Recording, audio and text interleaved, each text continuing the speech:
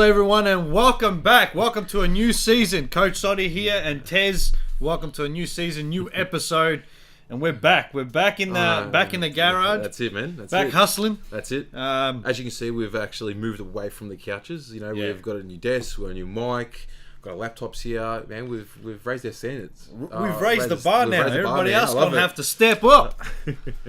So it feels good. We've got TV in the background. Do apologise for that light. As if you don't see, we've got a couple of lights in the background, so it's all good. We've got to set up new mic. That's it. Say hello to Road. Yes, Road. Go to JB. They're a good price going at the moment, so yeah, they're top quality, man. No promotional use. No promotion. We're not getting paid by Road, so it's all good. Yeah. All right. So yeah, new season. New season, and we're back, man. That's it, man. What's been happening? Nothing, man. Just working, you know. That's it, hustling. Working away, man. Me too, man. That's working, it, man. Putting in the work. That's it, bro. Coaching. Yeah. Working. Yeah. Preparing. That's it, man. And that's what we've been doing. Absolutely. Making sure we study right, make sure we got it right. I know it's been a while, but we really wanted to. The last episode we did was... Well, it was a while back. I think it was episode 8 or 9 or something like that of Real Talk. Yeah. And sorry, actions speak louder than the words, guys. So, like I said, we've been working very, very hard. So, once you start seeing the results we've done, you're gonna be very surprised. Yeah, honestly. I think we've been doing well. I have to admit. Which segues into our topic. That's it. Segues into our topic. So basically, starting a new episode, new series. What the topic of today is: how to come back after being knocked down. This is one of the. You know, we wanted to start off fresh. We wanted to give someone, the viewers, something that everyone's been asking, and this is something you've had to, what do you do after being knocked out? You know what I mean? So, yeah. So look, we've come up with a couple of topics we want to talk about today, as well as a couple of steps to take to really change your life. After being knocked down, after that moment you've hit flat, flat in your ass. You have to get back up. So yeah. So the first topic we want to talk about is pretty much, let's bring it up here. It is overcome procrastination. Now, this is something that, look, we've gone through this many times. Ever since we were little, and something that we want to, I wanted to ask you, because talking about this, because what I brought up was more of soccer coaching, but also sales. Yeah, you've been doing sales for a lot, so I wanted to ask you, overcome procrastination. Is it more so that the sales role helped you overcome procrastination? So tell the viewers about this, because you told me this and I want to hear more about it. Yeah, so pretty much for me, being in the trade industry, left school at 16, went to get a motor mechanic apprenticeship, and then from there, moving on to what happened was I went to a seminar, went through a few things in life, talking about getting knocked down, father passing away. Friend says, look, come to this seminar, just be open-minded. I don't know what to expect. Right? And what happened was I'm like, that's what I want to do. Right? So I saw the guy on stage. That's what I want to do. Let's get into it. How do you do that? Was that? It wasn't Christopher Howard. It was Christopher Howard. It was Christopher Howard. But Johnny Cass was the presenter. Was Johnny Cass presenter? Christopher Howard wasn't down. It wasn't when I was on stage with Christopher Howard. Right. It wasn't that time. Right. That was the second time. Right. Leading past that story. The second time I went and watched him. Yeah. Got up on stage and I said in front of about 200-300 people, I've got a fear of speaking to people, a fear of speaking in public, and everyone laughed. Yeah. Right? Because everyone's like, Christopher Howard, people don't know, he's in the top 1% of our industry.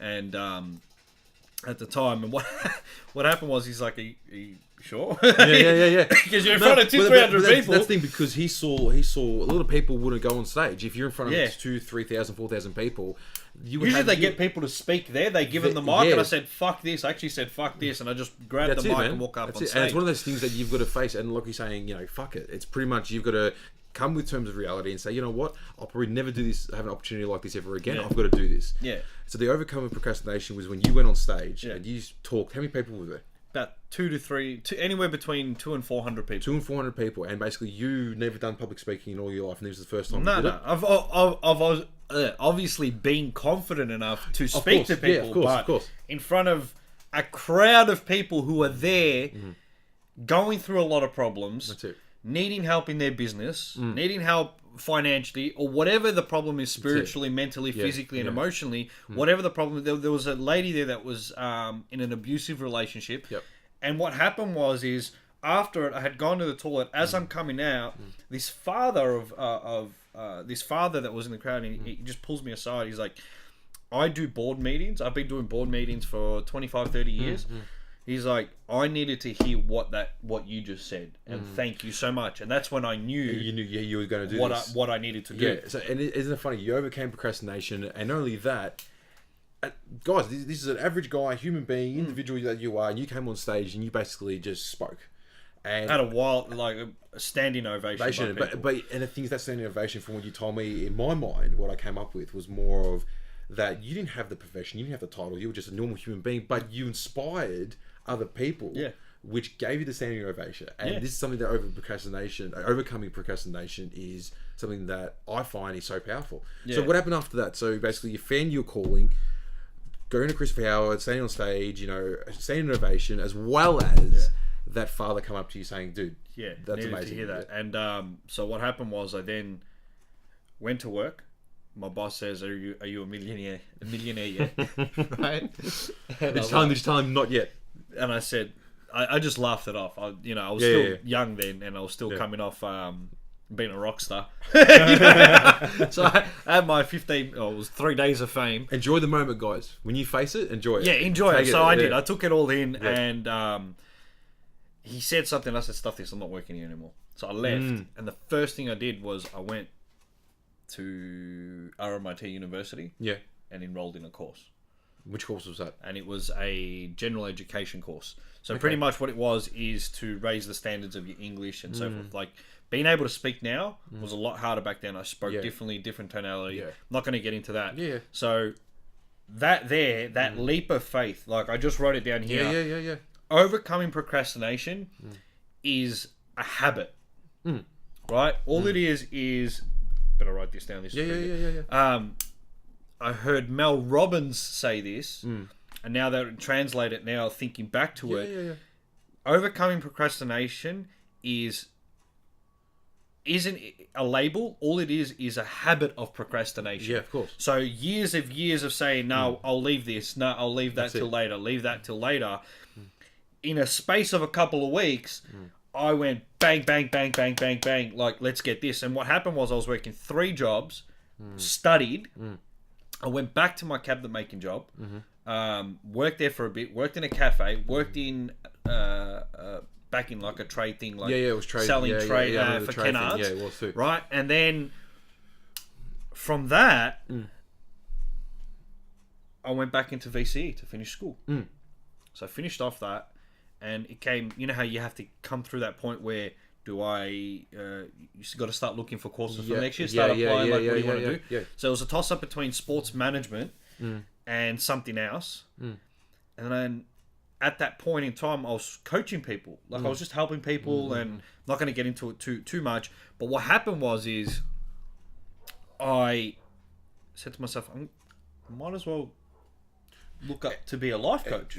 Get qualified. Yeah, of course. Right?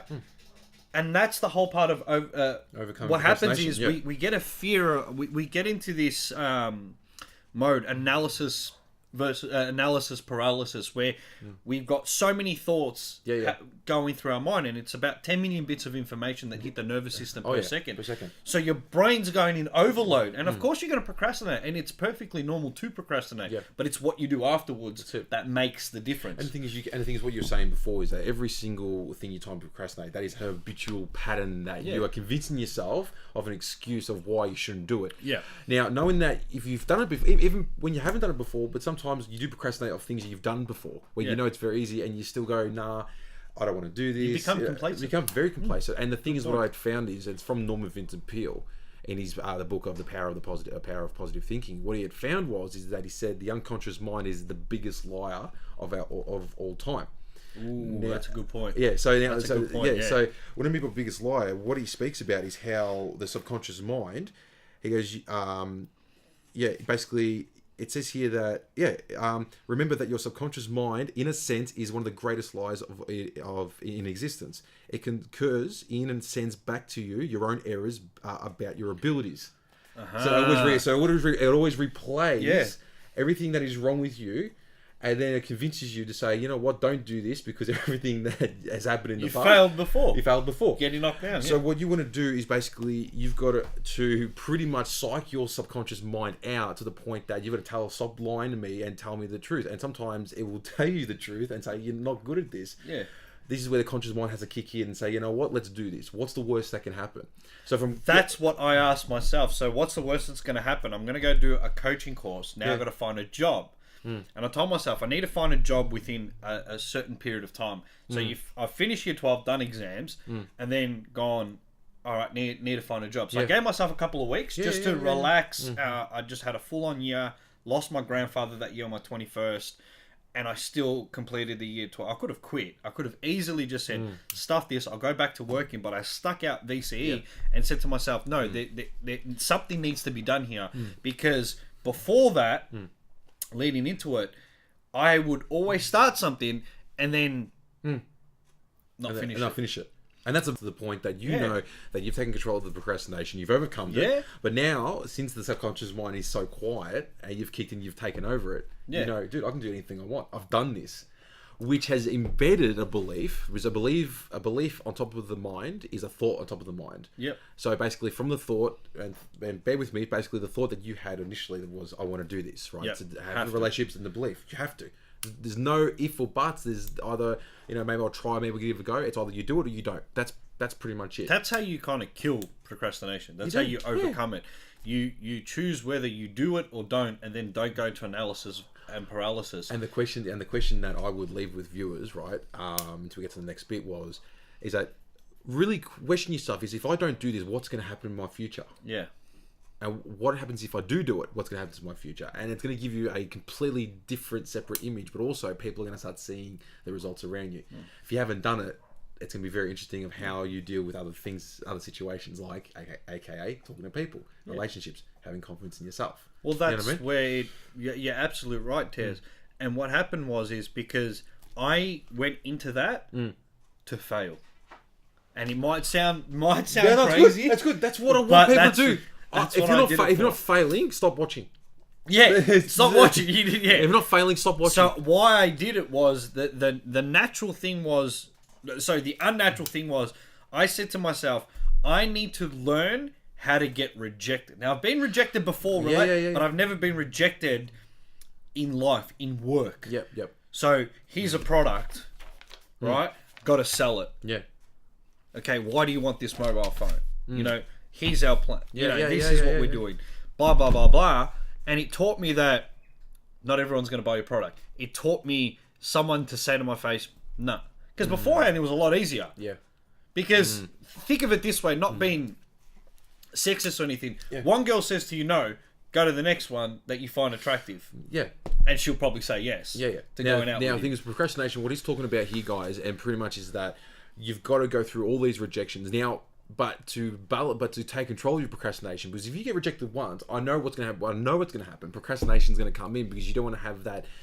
That's a fear of failure, but you don't want to face humiliation if there's certain people around you that's looking. Well, that's called secondary gain. Yeah, exactly right.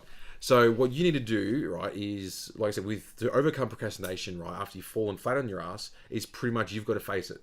Yeah. Yeah. And that's I think great segue going into yours now, being forced to sell. Well, not only forced to sell, I think, forced to sell, and I think also of my background through high school, which basically I had to overcome to do a certain job that I thought I'll never.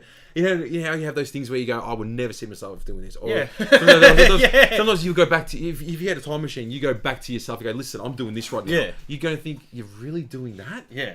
I would never see myself doing that. But and the thing is, talking about work, right? Especially with overcome procrastination. The overcoming procrastination for me was maths in high school. Okay. That was a big issue with me. Tell me more. So, what I'd found, maths was not my strongest subject. It was one of my most weakest, right?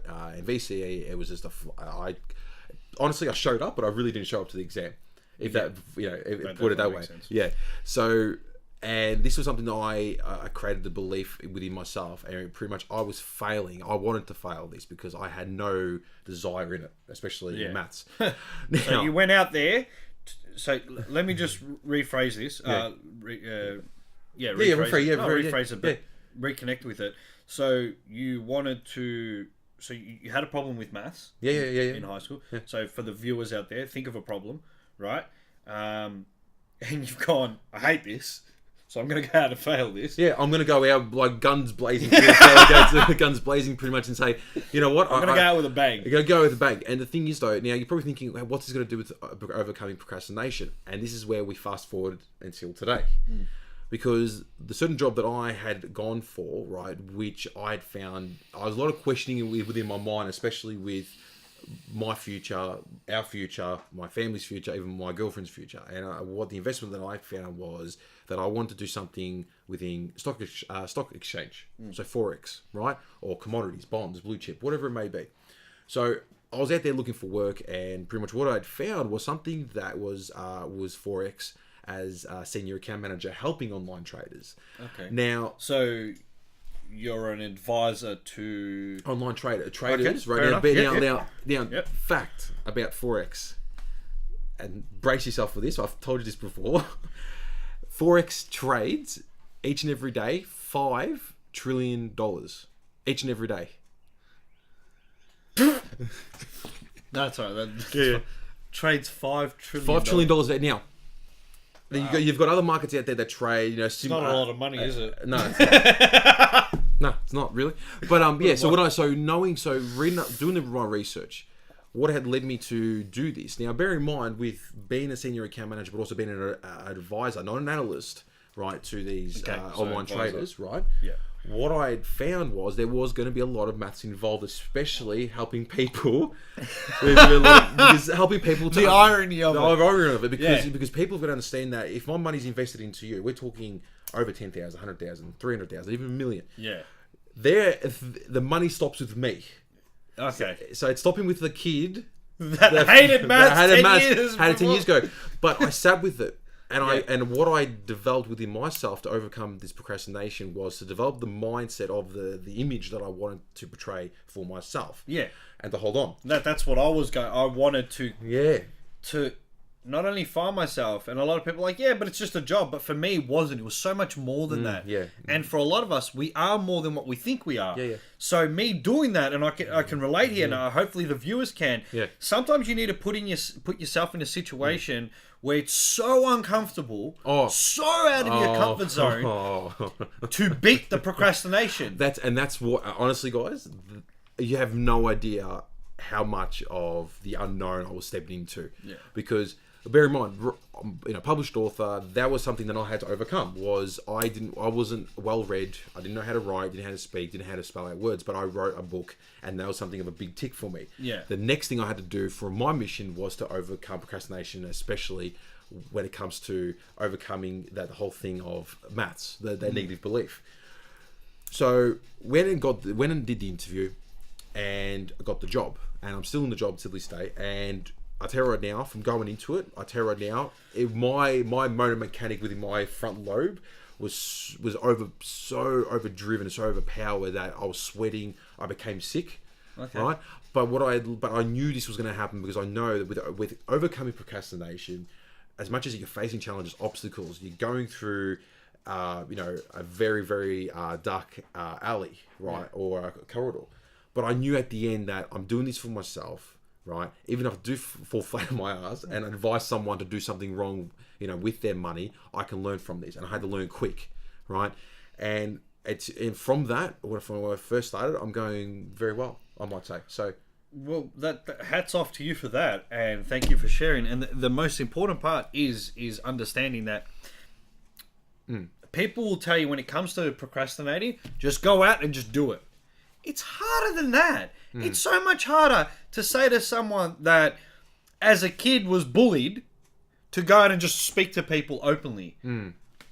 If say, for example, you have... Sorry to cut you out there. No. So, you have this fear of public speaking. You have a meeting coming up, and you have to present something. Say, for example, that. Or you're going to get a new job. You need to go get a new job, but you're procrastinating. You need to go to the gym. You want to start working out and getting healthier. And that's another thing. A lot of people do procrastinate, especially with gym goers or anyone who wants to start a business. Health is probably the biggest one when people procrastinate. A lot, because they've been, but the thing is, the reason they procrastinate, guys, and this is what you probably agree with, is that they've been so used to the patterns of not procrastination itself, but what has worked for them. And certain people say, "Oh, don't fix what's not broken." Well, yeah.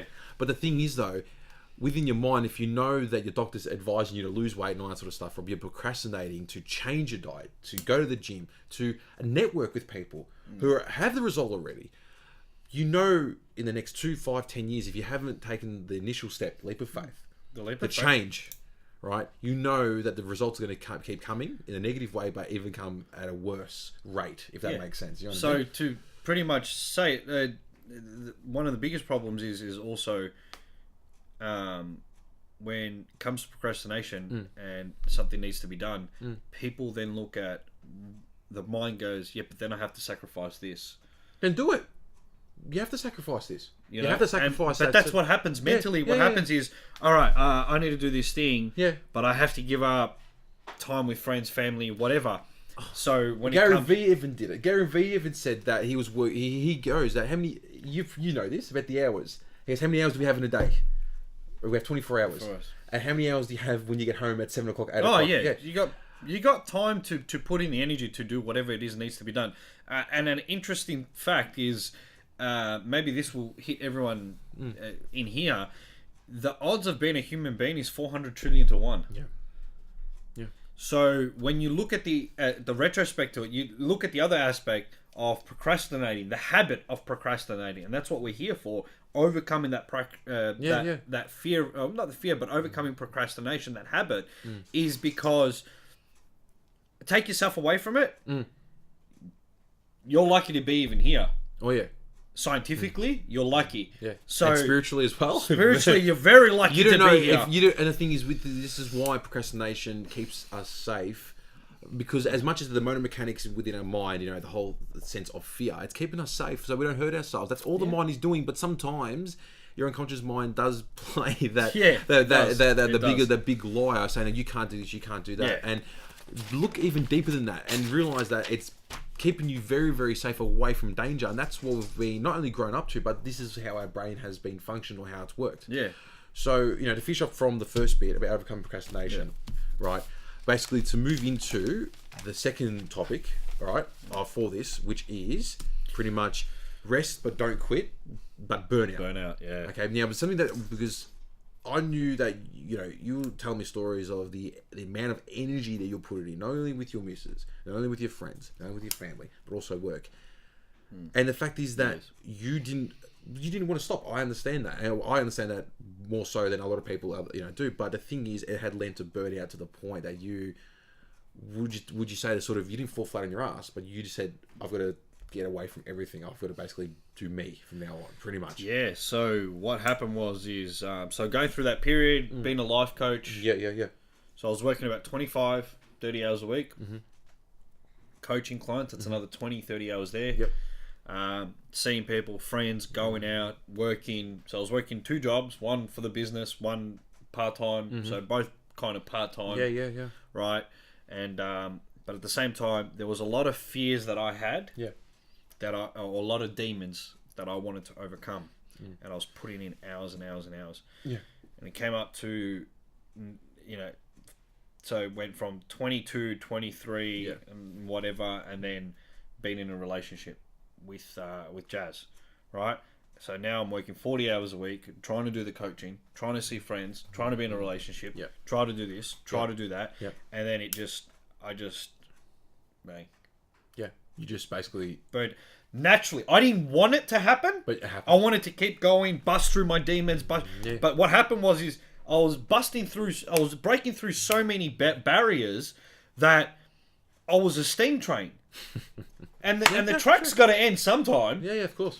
Right? In that, so my personal development, and what I'm thinking about it now, I was trying to work on myself so much. My brain's going, wait a minute, calm down. Because imagine, you're breaking through every fear possible. Phobias, relationship fears, financial fears, whatever it is.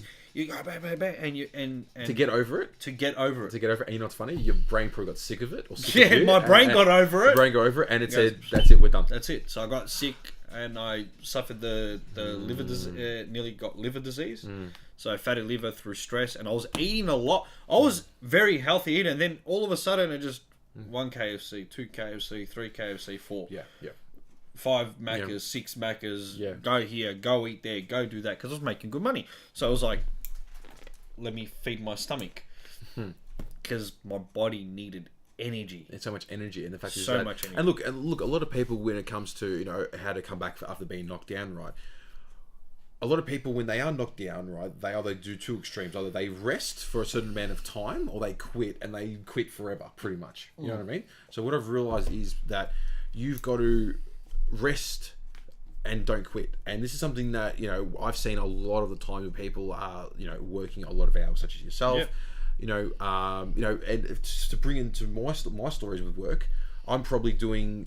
I was waking up at 5:30 in the morning, getting ready, going to work, right? And this is today, and starting at 7:30 and finishes at 7 or 6:30, right? And you should have seen me to the point that my work that we're doing together was suffering, because I was putting so much energy into it, which had led me to become sick, right? Because I wanted to... Happened to me about 3 weeks ago. Yeah, exactly. And that's why I've always advised people, and, to rest. And just, switch off the TV, switch off everything that you're doing, right? And just be with yourself. And so basically, from this, what did you learn, especially from resting? Not quitting. Not quitting? I learned balance. I learned to have a schedule. Yep. Right, these are the days that I'll do. Organize yourself. You have to organize yourself. So for the people that are experiencing burnout, and it is a type of being knocked down, because what happens is how many times I see what you're gonna say. You get knocked down so many times. As much as that, we get encouraged to keep fighting, which is great. Yeah. But sometimes you go, either you take two extremes. Either you rest for a certain period of time, right? Or you quit. Yeah, and what happened is when your mind is processes in a certain way. So you have 10 million bits of information that hit the nervous system per second. Your brain per second. 10 million bits of information per second. So that's unconscious, conscious, just everything bombarding the brain, going, and the brain move left, move right, do this, do that. Yeah. And then at the same time you're going, hello, work, yes, let's do this, let's do that. Yeah. And you're working 110 hours a week, or whatever it is, however many hours there are a week. Yeah. So what happens is your brain then chunks it down to about 134, 150 bits of information. Yeah. Then it becomes 7 plus or minus. It has the capacity to control the amount of energy or the amount of bits that's coming in. Because if we didn't have that, so pretty much you'll die. Oh, so they've said that. Yeah. So if you were fully conscious of everything, you would actually... You'll die. So the amount of power. Put it this way. So, so like for example, moving a muscle. You don't say move your right leg.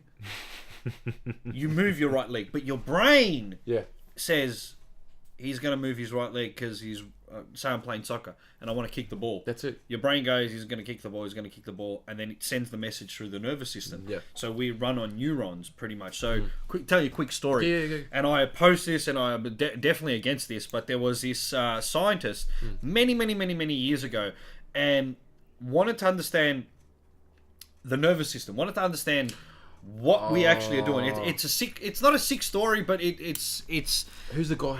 I can't remember his name. I actually wrote it somewhere. Anyway, so what happened is he did a test with mice. Right? So he did his test with mice. Yeah.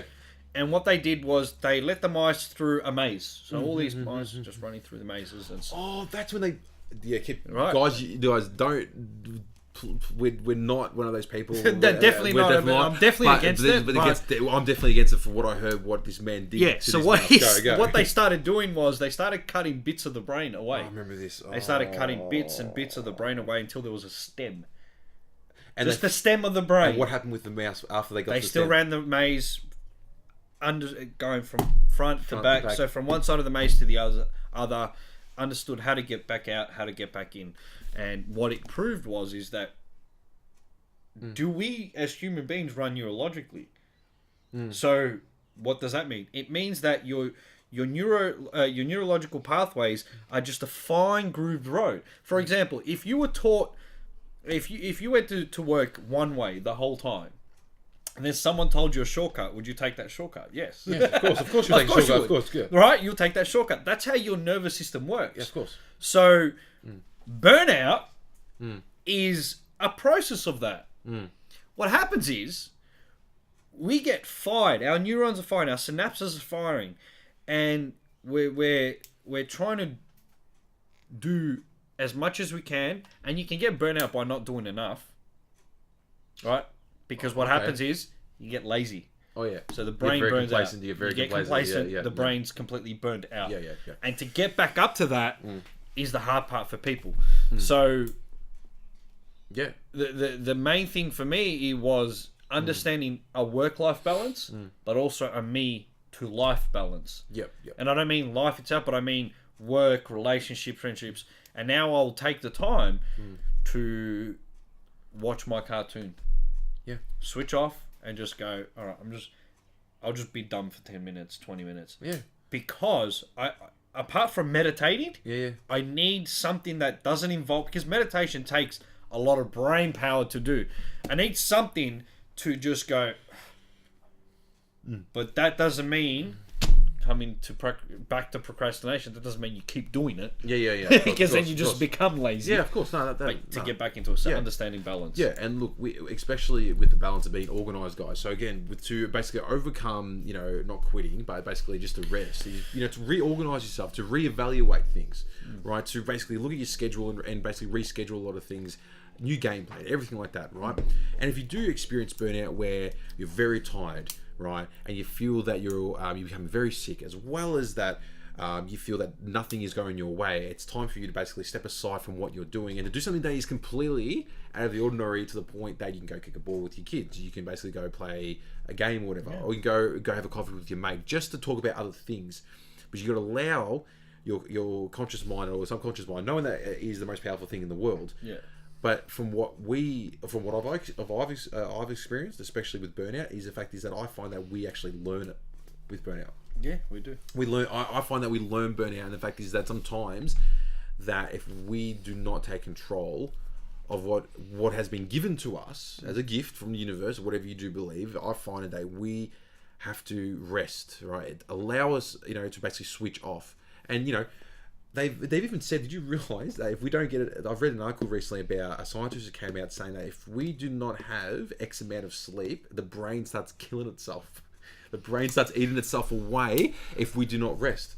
You need it. And I believe it. I when I read this guy, I'm like, nah, this guy is full of, full of crap. Full of crap. And as I read it, he did certain experiments on people. What they'd found is, through the X amount of months that he was doing the experiments on 3 different categories of people with certain hours of sleep, he'd found that the people that were not getting sleep at all were suffering from memory loss, and that they found that the brain wasn't functioning to the capacity. Because your brain starts to naturally delete information. Yeah. So when you're as you're growing, the brain deletes, distorts, and generalizes information. Yes, it does too. Yeah. Right. So it organizes memory, like people don't like. I say, for example, the first time you've ever burnt out in life, or the first time you've ever procrastinated, the first time you've ever felt fear, that memory is, there's information that's been deleted, it's been distorted that little bit, and the colours changed a little bit, of course. And then it gets generalised. Yeah. So a fear of falling over has translated to a fear of walking. Yeah. Or talking. Because I'm afraid that I'll fall again. That's why I shouldn't walk. That's right. Getting knocked back down. So maybe the fear of being... So how do you get back up from being knocked down? Understanding where were you first ever knocked down. Falling over on your butt, when you're 5 or 6, you feel it. As a kid, and then you're back at it, you snap back out of it because your synapses are firing. And the thing is, when you learn the burnout, right? When you do learn it and you start understanding it, that's when you can start realizing, well, what's the weaknesses of burnouts in a way that can be used to my advantage, that I can come up back from this, right? And the fact is that with certain burnouts, I mean, my burnout happened was when I actually quit my job. And so 4 years, so basically I was working for 4 years, and the last year that I was working at a certain company, this was when I was 25, right? The last year I was working for coaching for 1 year. Right, to get my qualifications and to do a master's degree. And I got qualified in 13 different areas. And it was just week working, weekend. It was just non-stop for about 9 to 10 months. And up to 10 months, I quit my work, right, to focus on my coaching. But what had led me to fall, not flat on my face, but flat on my ass, was because I experienced a burnout to the point I didn't want to get a job. I couldn't put the energy in it anymore. Yeah. But what came out of it, and this is something that what people will realize, is that you can rest. But sometimes if you want to experience quitting, experience it. Just don't fall victim of it. Because I was that close to falling victim of quitting everything that we're doing right now, right? Because of just burnout, right? And sometimes it led even more that I was very fearful of what's going to happen in the future. And I was very fearful of that, what would happen, knowing that I didn't get the client, or I didn't get paid, or, this package is not working, right? Sometimes we get burnt out from everything that's happening, rejection and stuff, all this happening. Rejection can lead from, can cause procrastination, it causes burnout, and it causes a whole deal of agony, and the thing is, don't want to move. Exactly. And what happens is, from that, you can create a sense of anxiety for yourself as well, where you don't do anything at all because you don't know what's going to happen out there in the real world. So what I did was, and I quit for a certain amount of time, everything. And sometimes I need to recharge my batteries because I had to reassess, which we'll get into much later on, right? In the next, I do believe in the next topic. I had to reassess and reevaluate with who I am, where I am right now, where I need to be. And Bob Proctor says it very well. He goes, 2 things that people really need to know in their life: where they are right now and where they need to be. And that's it, right? And with me quitting, it was me quitting my old self. It was me quitting everything of that I experienced from that burnout. And then once I really established on who I was moving forward, right, that's when I knew, okay, this is who I'm going to be. I need to do this, this, and this, and this, right? And what quitting did for me was determination.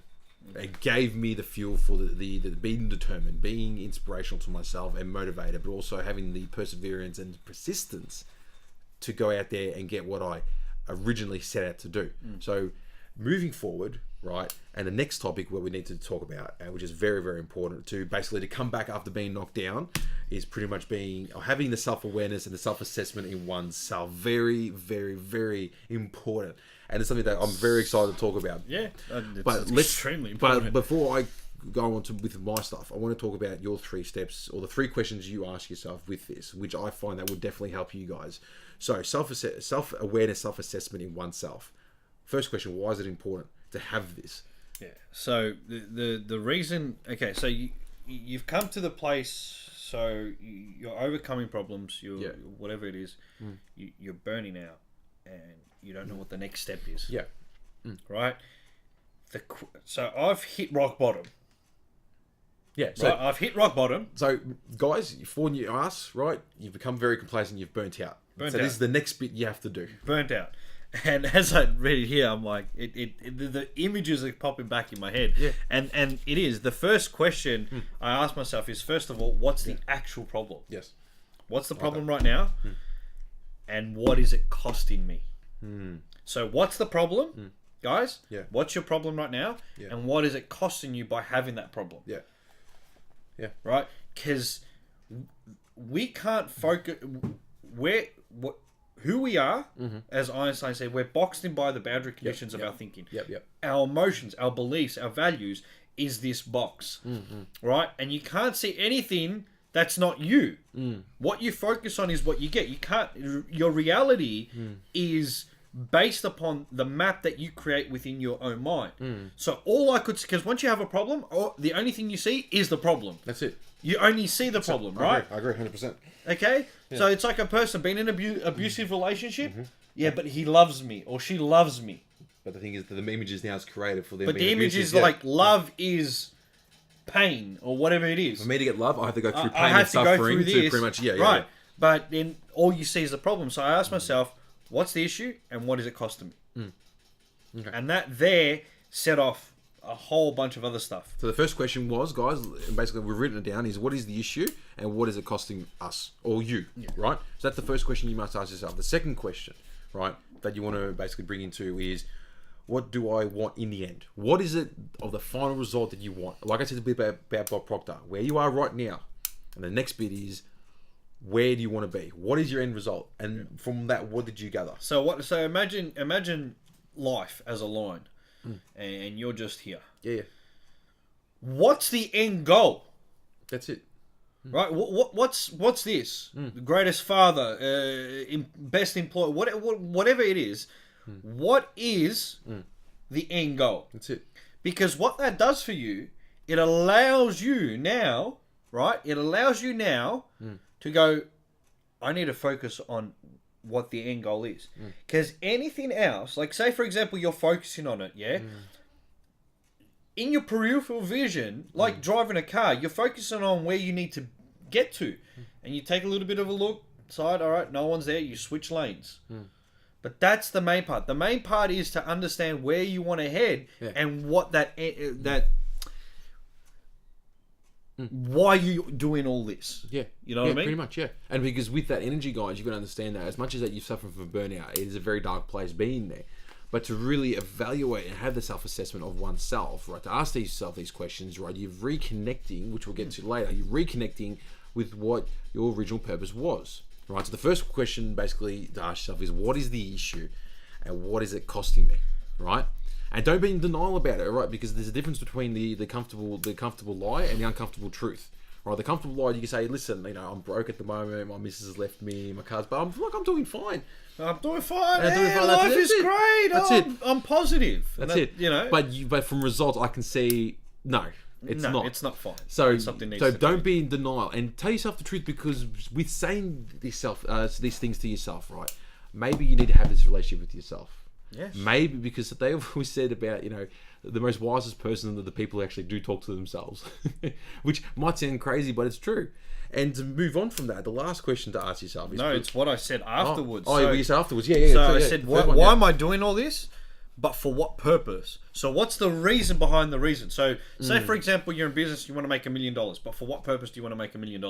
You know, I want to have a relationship. Why? Because it makes me happy. Why? Then have thousands of relationships. Yeah, why do you want to be with that person? Why do you want to go to the gym? To get healthy. You don't need to go to the gym to be healthy. You can eat healthy, and therefore... Because that's what happens with people.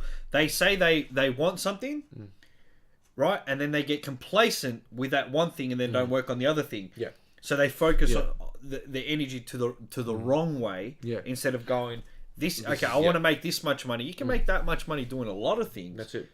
Be specific. What's the purpose behind why you want to do what you want to do? That's it. And the thing is, people, guys, is that when you do have that thing you want to go after, right?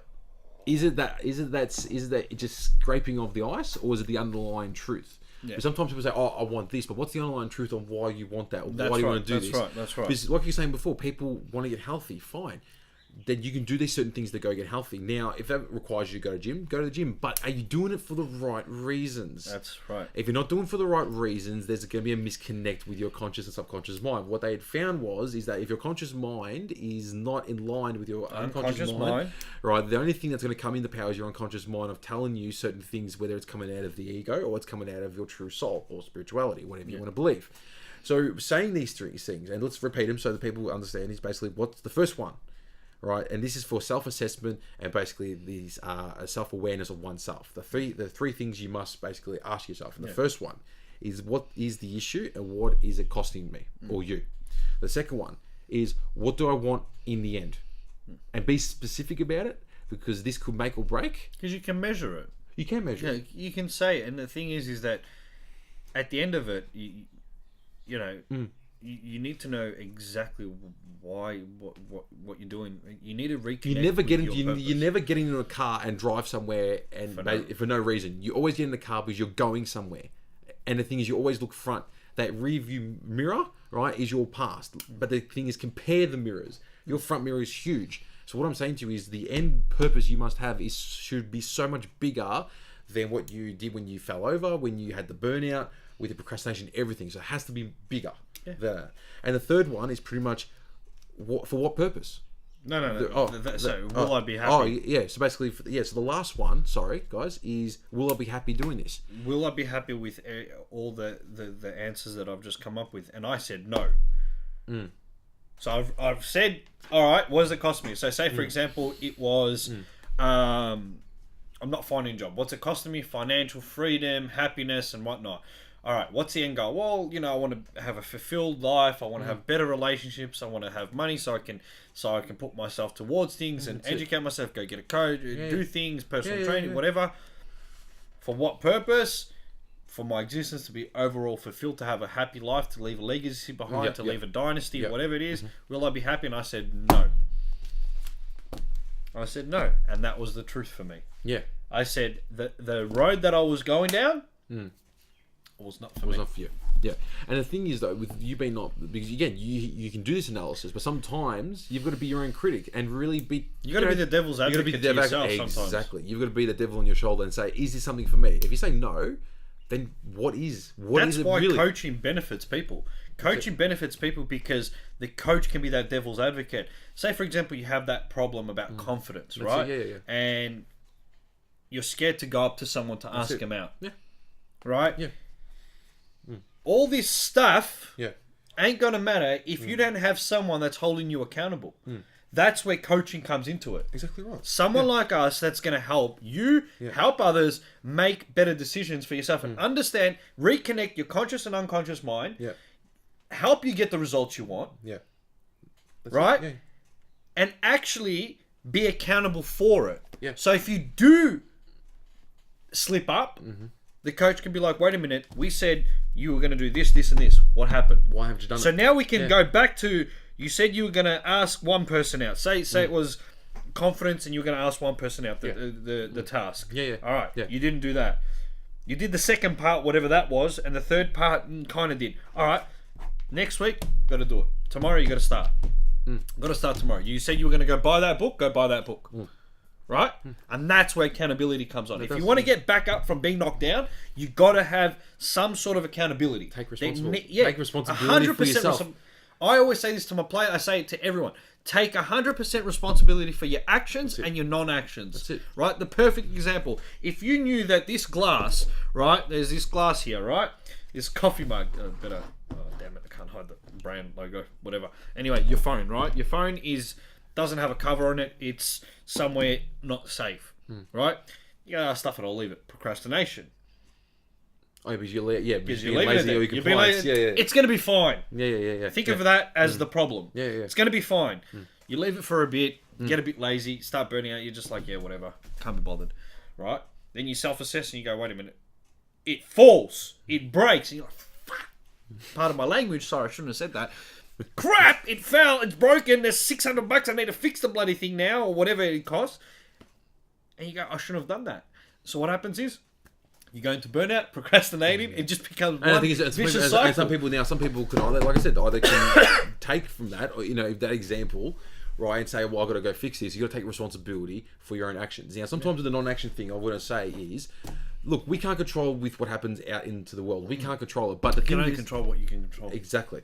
Now, the one thing they said about, from this, Will I Be Happy? It's one of those things that I've read up on, and they found that if your journey is to, by becoming successful, right, I need to be happy. If this is your mentality, I'm sorry, you've got to reevaluate.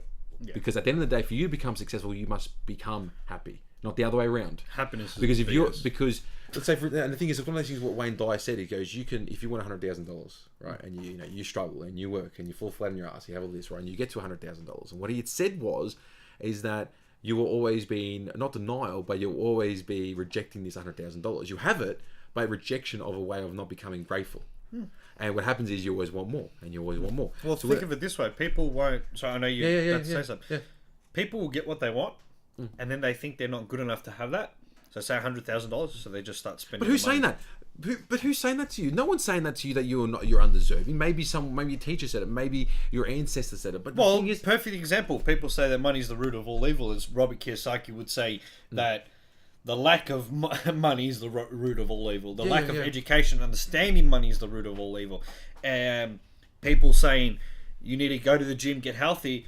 But then the counterpart to that is all people that go to the gym, they think they're up themselves. So you stop doing that. It's called a secondary gain. Of course. Right? You're allowing being secondary confident. Gain. Yeah. All right. Say, for example, being a salesperson means you're a con man.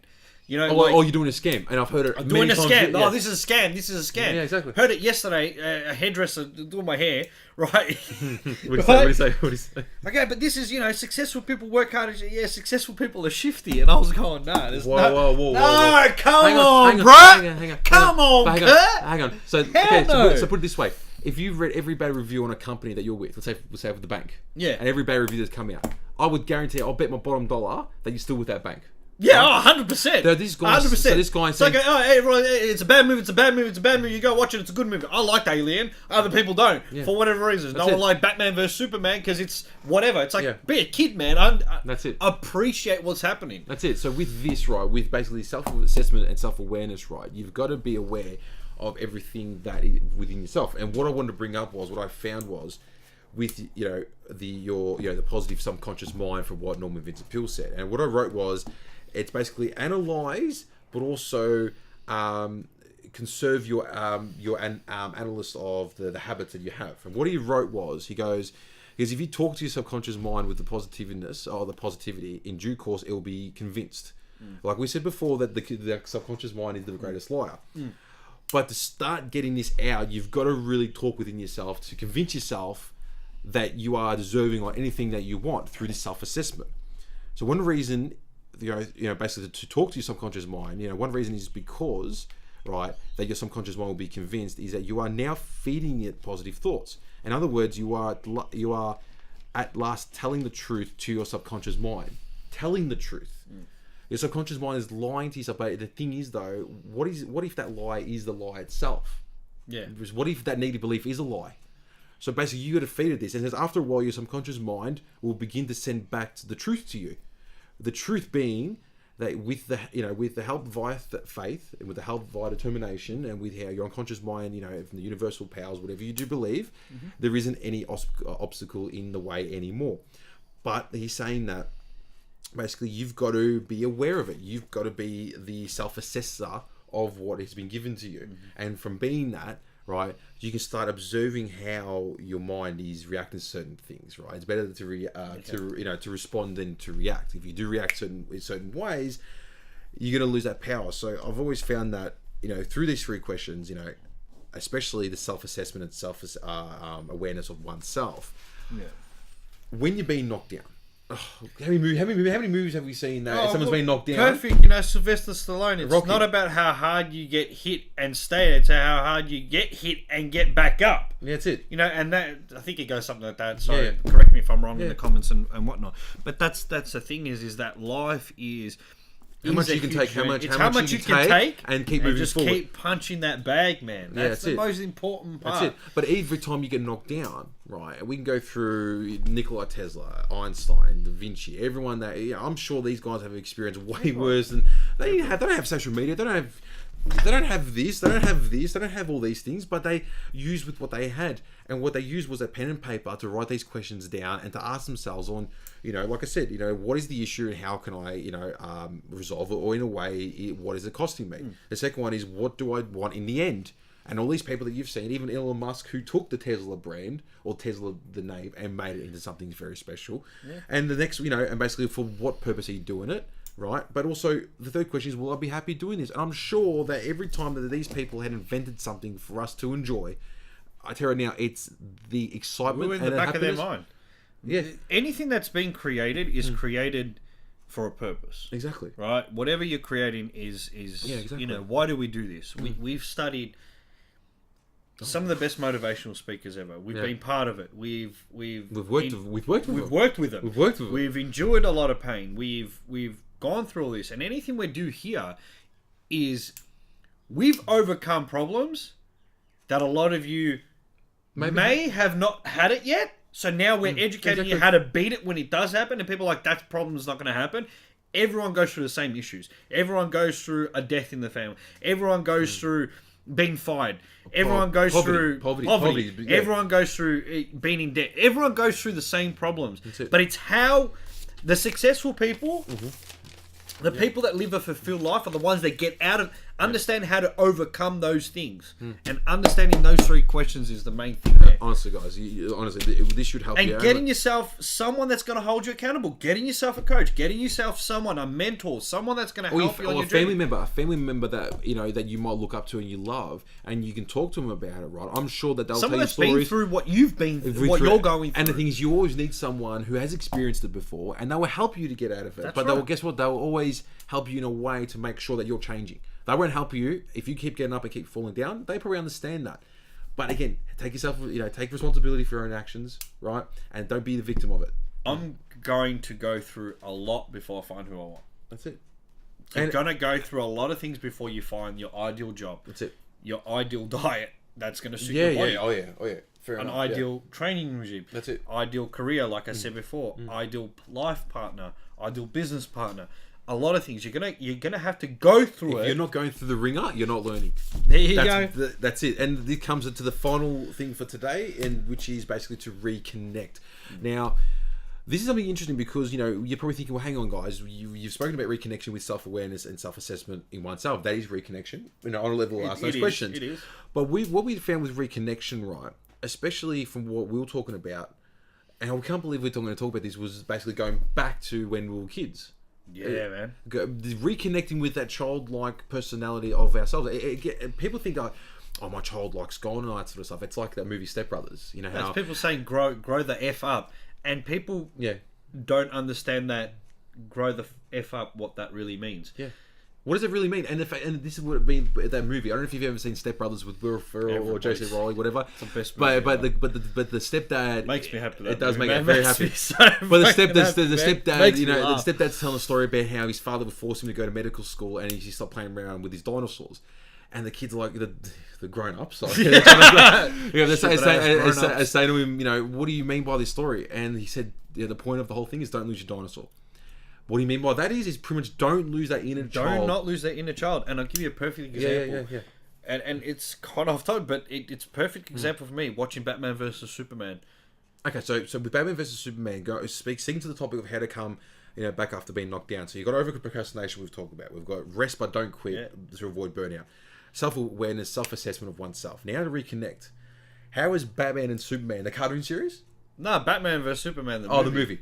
How is that enabled you to reconnect with your inner child? Because grown-ups will say, critics will say, worst Batman movie ever, or Superman movie ever. But I went into that like a kid, seeing my 2 heroes, seeing Muhammad Ali and Mike Tyson in a fight. Yeah. It's seeing Kobe Bryant and Michael Jordan play together. It's the inner child that goes, this is a really cool movie. I really am enjoying this. Yeah. But your adult self will never go into a business where it's in debt and try to bring it out. Your inner kid will go, I want to go fix things. As a kid, how many risks kids take? Oh my God. And even when you said about how I'm going to do this with the inner child, what he said, guys, was how to really have an open mind of an inner child. Yeah. And if you ever have kids, or if you ever have like little cousins, nephews, or whoever it may be, spend time with it. And I'm not. You think I'm joking here, but you probably the quality of life will go up. People that have kids out there understand. But I'll tell you right now, those ones that do fall over, they knock themselves right. They have a cry, and the parents come in and they consolidate them. They go, "Oh, you okay?" And it actually gets really bad to do when they're saying they don't do that because your kids are going to always learn to get back up. But once the kids start growing up, and you should be an observer of this. Really watch it. They will always fall over. They will always do something without even the secondary thought or the secondary gain of. The procrastination. Procrastination see what I'm saying? kicks in. They will do anything. They will see a dirt in the pot plant and go, I'm going to go eat that. And they'll do it. Yeah. Without any thought. This is the thing, is that... Sorry, but the thing is, they will don't do that in a job interview. But don't do that. No, I'm not saying go in your office and pick dirt, but what I'm saying to you is that... What I'm saying to you is pretty much have that child mind have that child mind that playfulness to go out there and just have energy. Kids have energy. Adults don't have energy. Kids have, I want to eat this, I want to do that, I want to run, I want to be Superman, I want to be Batman, kids dream, I want to be this, and then adults, because adults, we hate our life the way it turned out, and we go, you can't be that. And then the kid suffers for the rest of their life. You know what's worse than the whole bit can't be that. You know what's worse when they go, when teachers do this, what do you want to be? And you tell them I want to be this, and they say to you, you can't be that. Yeah.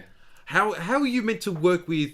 You can be whatever you want to be, but then the same person tells you can't be that. Yeah. How is it? Why do you think people's minds fry and they don't? They contradict their whole life. But reconnecting is so important to your inner child, man. And the inner child, right? And I've got to bring this up with your girlfriend when I bought the Super Nintendo Mini.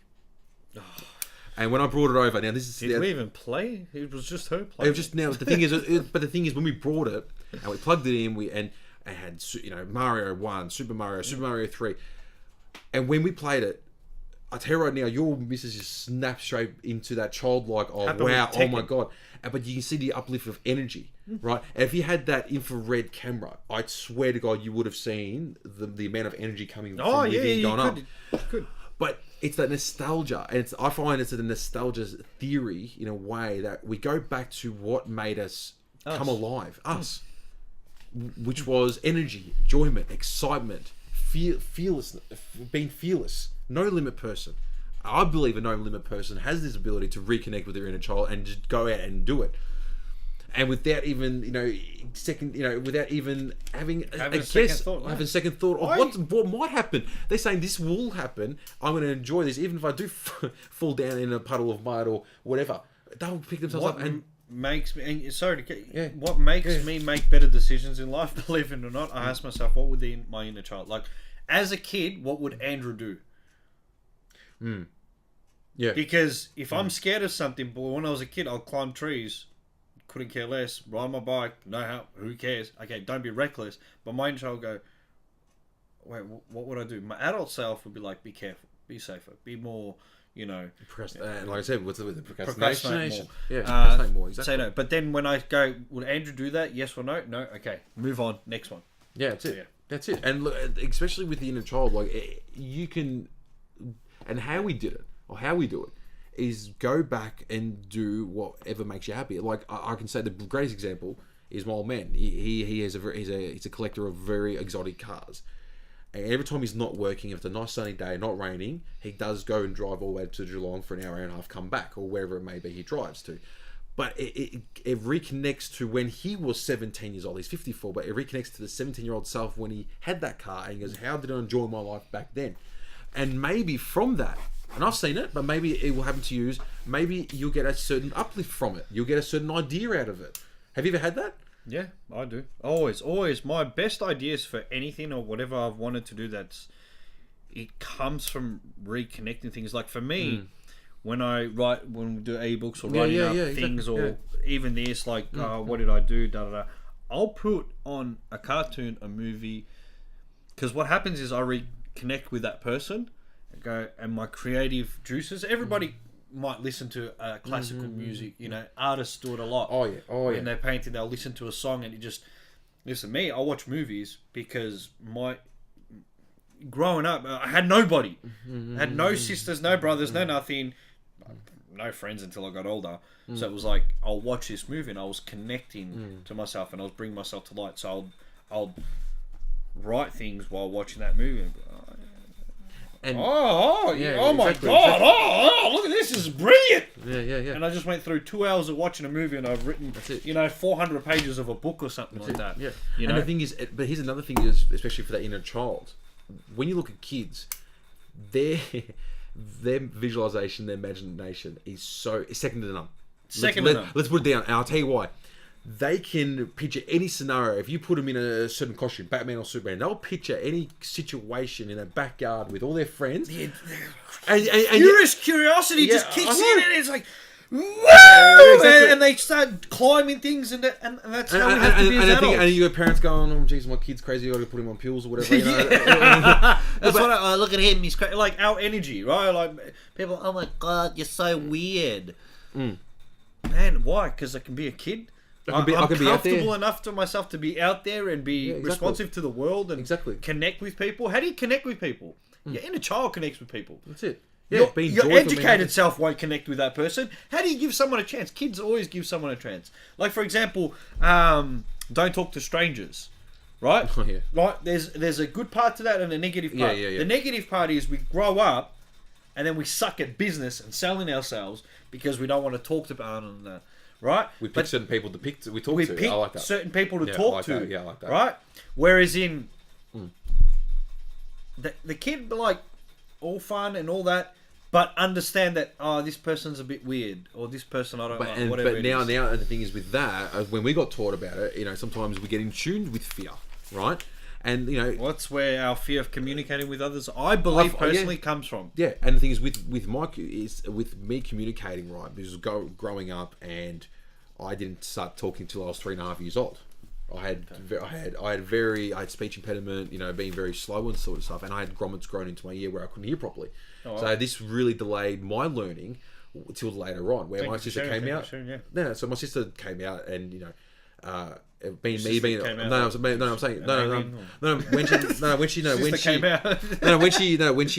into the world, she started speaking and all that sort of stuff, right? Very much more earlier than me.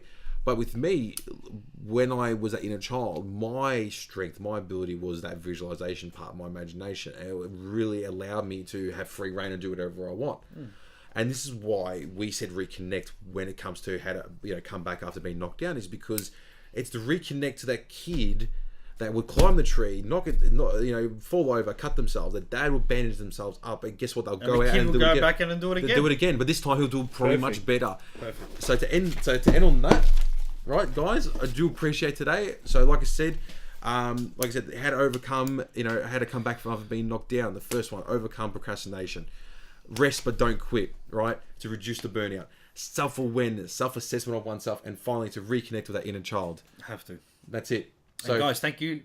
We know this is going for a little bit longer, but we thought we'll cover a whole bunch of things and give it more information for you guys.